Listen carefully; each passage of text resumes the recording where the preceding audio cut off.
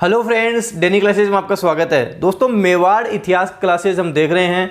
पिछली क्लास में हमने राणा सांगा के बारे में विस्तार से चर्चा की थी। मैंने राणा सांगा के 4 प्रमुख युद्धों के बारे में भी आपको बताया था। चारों ही युद्धों में राणा सांगा विजय होते हैं, राणा सांगा की विजय होती है। इनकी मैंने एक ट्रिक बताई थी आपको, खाबा गाबा, खातोली का युद्ध, बाड़ी का युद्ध, गागरोन का युद्ध और बयाना का युद्ध। चारों ही युद्धों में राणा सांगा जीत जाते हैं।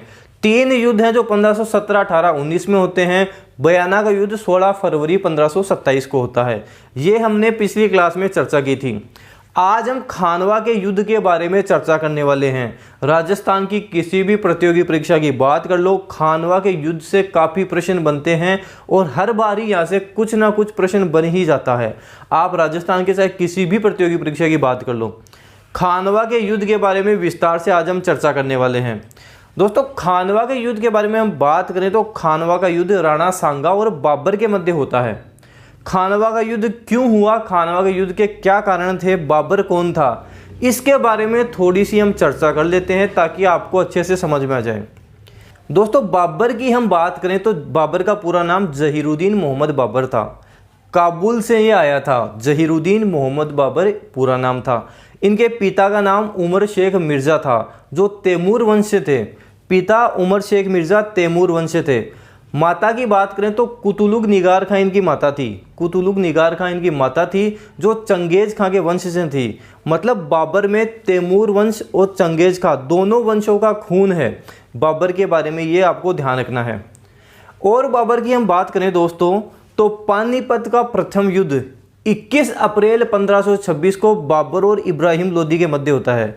दिल्ली का सुल्तान इब्राहिम लोदी और बाबर के मध्य युद्ध होता है।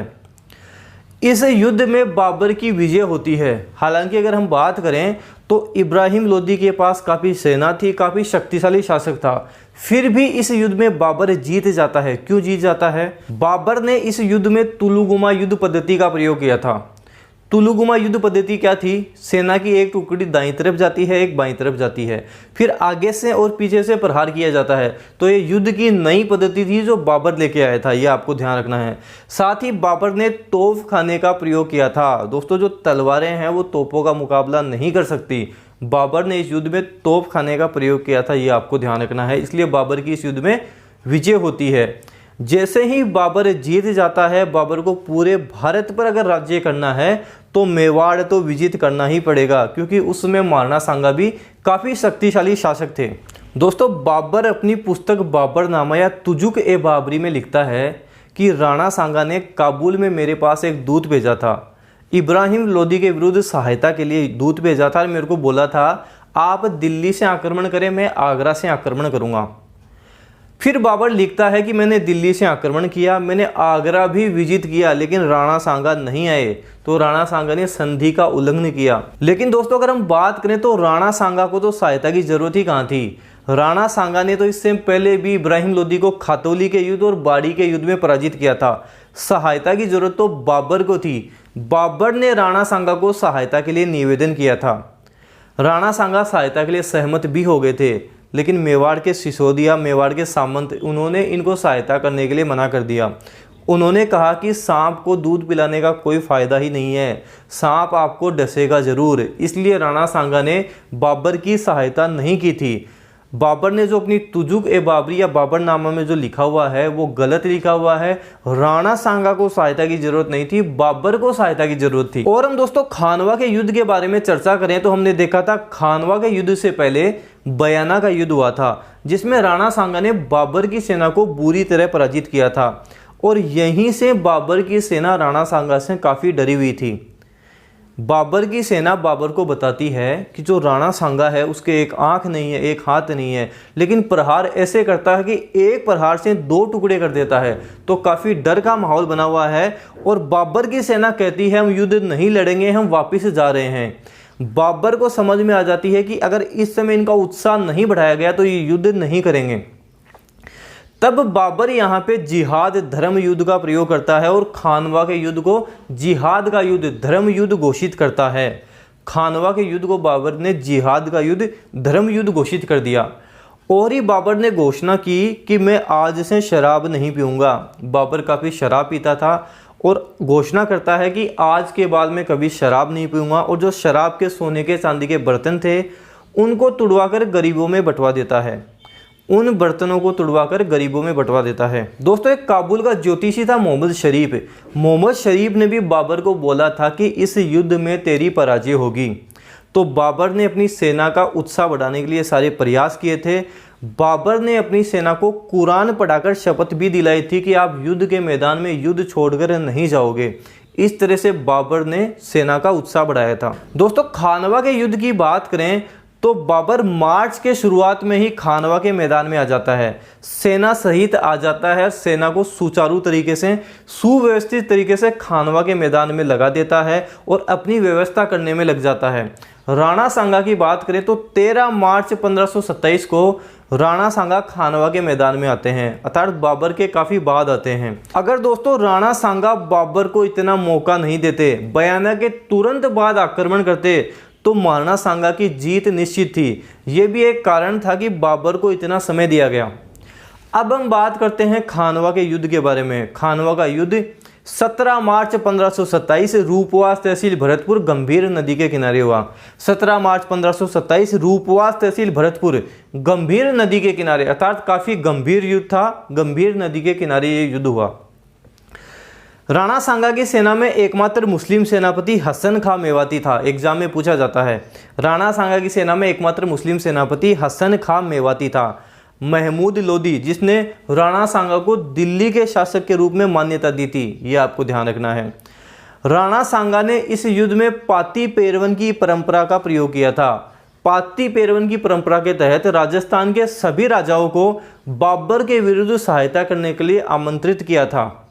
राणा सांगा की पाती पेरवन के तहत किन किन राजाओं ने सहायता की थी, उनके बारे में ध्यान रखना है, यहाँ से प्रश्न आता है। मारवाड़ की बात करें तो मारवाड़ के राव गंगा का पुत्र मालदेव, मारवाड़ का राव गंगा का पुत्र मालदेव, बीकानेर के राव जेतसी का पुत्र कल्याणमल, सादड़ी पाली का झाला अज्जा, जगनेर का अशोक परमार, आमेर का पृथ्वीराज कछवा, ईडर का राजा भारमल, चंदेरी का मेदिनी राय, और हम बात करें तो सिरोही का अखिराज देवड़ा, सलुम्बर प्रतापगढ़ का रावत रतन सिंह, वागड़ डूंगरपुर का रावल उदय सिंह, इन राजाओं ने राणा सांगा की सहायता की थी।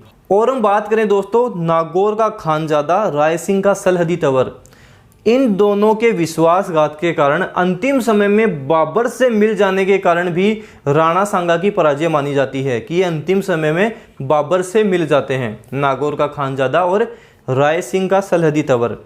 कर्नल जेम्स टोड लिखता है कि राणा सांगा की सेना में 7 उच्च श्रेणी के राजा, 9 राव और 104 सरदार उपस्थित थे। 7 उच्च श्रेणी के राजा, 9 राव और 104 सरदार उपस्थित थे। तो दोस्तों खानवा का युद्ध 17 मार्च 1527 को शुरू होता है। राणा सांगा बाबर की सेना में काफ़ी प्रचंड प्रहार करते हैं। बाबर की सेना में भगदड़ मच जाती है। तभी एक तीर आकर राणा सांगा की सिर में आकर लग जाता है। एक तीर आता है, राणा सांगा की सिर में लग जाता है। राणा सांगा घायल हो जाते हैं। जब राणा सांगा घायल हो जाते हैं तो सिरोही का अखिराज देवड़ा राणा सांगा को सुरक्षित बसवा गांव बांदीकुई दौसा ले जाता है। सिरोही का अखिराज देवड़ा इन्हें बसवा गांव बांदीकुई दौसा ले जाता है और हाथी पर राज चिन्हों के साथ राणा सांगा की जगह सादड़ी पाली के झाला अज्जा को बैठाया जाता है। सादड़ी पाली के झाला अज्जा को बैठाया जाता है।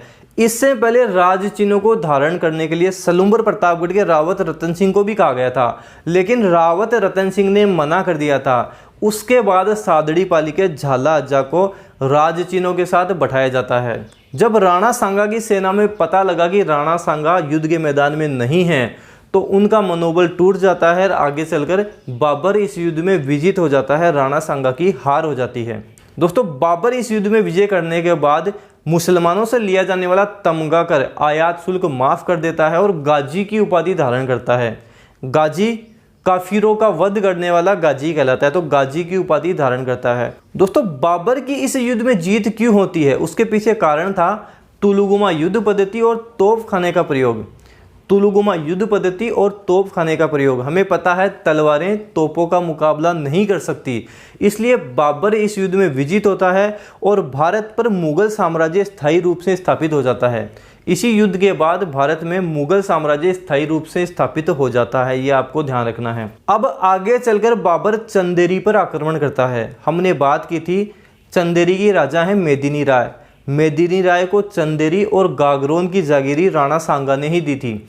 जब राणा सांगा को पता लगा कि बाबर चंदेरी पर आक्रमण कर रहा है तो राणा सांगा बोलते हैं कि मेदिनी राय मेरा काफ़ी अच्छा दोस्त है, मैं उसकी सहायता करने के लिए ज़रूर जाऊंगा।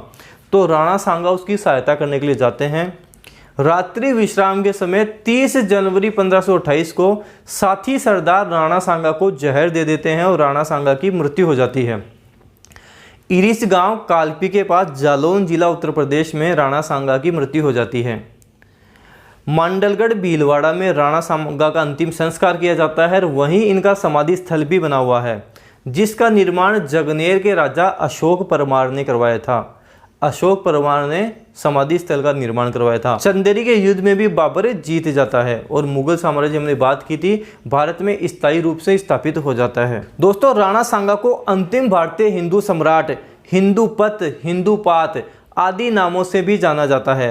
राणा सांगा के शरीर पर 80 घाव होने के कारण ही कर्नल जेम्स टोड ने इन्हें सैनिकों का अंश या सैनिकों का भग्नावेश कहा था। ये सारी डिटेल आपको राणा सांगा के बारे में ध्यान रखनी है। राणा सांगा वैसे भी एग्जाम की दृष्टिकोण से देखा जाए तो वेरी इंपॉर्टेंट है, तो ये सारा सब कुछ आपको ध्यान रखना है। खानवा के युद्ध के बाद मेवाड़ की क्या स्थिति होती है, मेवाड़ का क्या होता है, ये सारी डिटेल हम आगे आने वाले वीडियो में चर्चा करेंगे। दोस्तों, वीडियो जितना हो सके आप शेयर करें, वीडियो लाइक करें। अगर आप चैनल पर नए हैं तो सब्सक्राइब जरूर करना। अगर आपने डेनियल क्लासेस का टेलीग्राम ज्वाइन नहीं कर रखा तो टेलीग्राम भी जरूर ज्वाइन करें। Thank you.